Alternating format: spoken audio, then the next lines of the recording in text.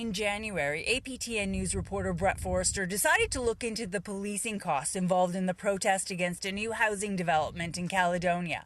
When his Freedom of Information request was fulfilled 2 months later, he was shocked to find that the total for 7 months of OPP wages and other expenses was more than $16 million.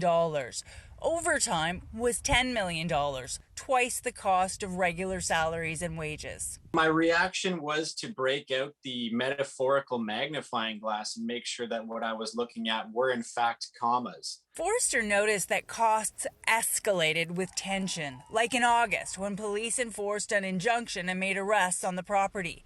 The 1492 Landback Lane protest responded with road blockades around Caledonia that only lifted in January. I spent a great deal of time on the ground there immediately following both blockades, and you could see within the local public library there'd be 1 dozen, 2 dozen cop cars there at any given time, and these vehicles would often convoy out back to Hamilton where they would fill up the local hotel.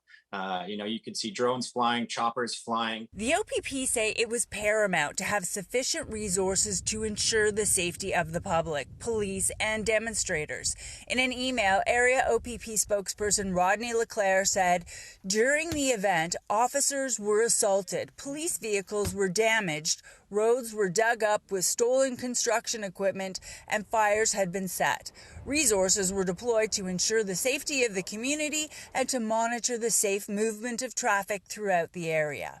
A local real estate agent told CHCH that 200 homeowners are in limbo now that McKenzie Meadows is not being developed. He says in the meantime, house prices have increased by $200,000 and some of the buyers aren't able to afford their new homes anymore.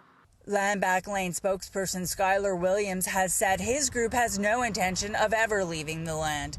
Brett Forrester says they have support from all over. The Landback rallying cry is becoming more and more popular among First Nations people. And you can boil it down to a number of things, but for many First Nations individuals, the only communities that can't grow their borders are reserves. He says the problem is political and requires reconciliation with government, not police enforcement.